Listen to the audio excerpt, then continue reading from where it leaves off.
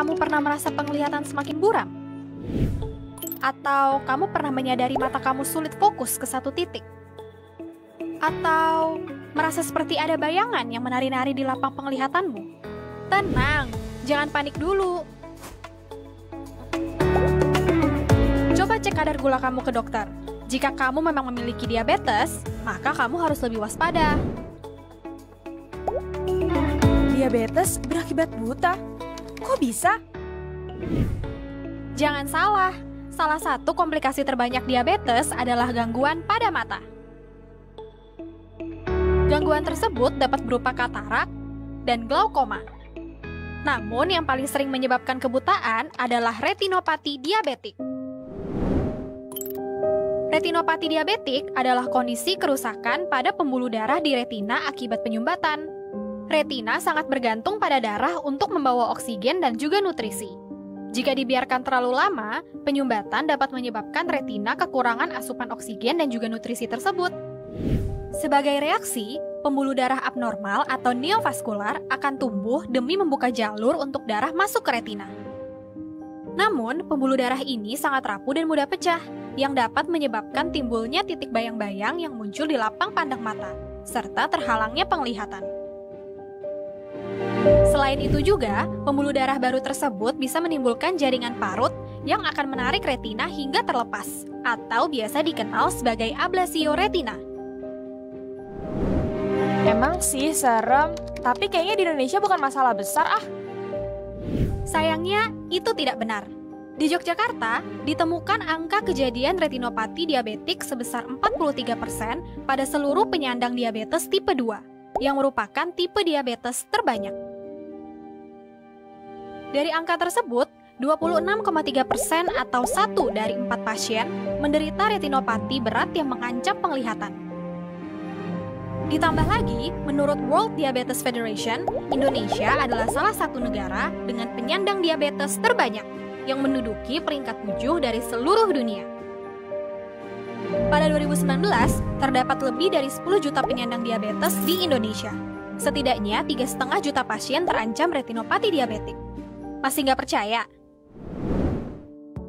Oke. Lalu, apa saja yang meningkatkan resiko pasien diabetes terkena retinopati diabetik? Kalau kamu memiliki diabetes, ada beberapa faktor risiko retinopati diabetik. Lama kamu menyandang diabetes adalah yang pertama. Semakin lama kamu memiliki diabetes, terutama setelah 3-5 tahun, risiko terkena retinopati diabetik semakin besar. Selanjutnya tentunya kadar gula darah. Kadar gula yang terlalu tinggi atau terlalu sering naik dan turun dapat menyebabkan gangguan pada mata. Selain kontrol kadar gula darah yang kurang baik, tekanan darah dan kolesterol tinggi juga meningkatkan resiko retinopati diabetik. Yang terakhir, kehamilan juga dapat meningkatkan resiko retinopati diabetik. Kalau gitu, kapan kita harus memeriksakan mata untuk tahu kita mengidap retinopati diabetik atau tidak? Tentu saja sedini mungkin. Retinopati diabetik tidak akan menimbulkan gejala pada fase awal. Tapi seiring berjalannya waktu, penglihatan bisa menjadi buram. Terutama akibat menebalnya lapisan retina bagian tengah atau edema makula diabetik. Jika semakin parah, bisa menimbulkan pendarahan dalam bola mata atau lepasnya retina. Hal inilah yang menyebabkan munculnya gejala seperti melihat floaters atau titik-titik bayangan melayang di pandangan. Lalu penglihatan terhalang, ada kilatan cahaya, bahkan terjadi kebutaan. Nah, karena retinopati diabetik seringkali mulai terjadi sebelum ada gejala, maka sangat penting untuk deteksi dini. Oleh karena itu, begitu kamu tahu bahwa kamu memiliki diabetes, segera periksakan matamu ke dokter spesialis mata. Ternyata retinopati diabetik benar-benar mengancam penglihatan ya. Apakah sulit pemeriksaan dan pengobatannya?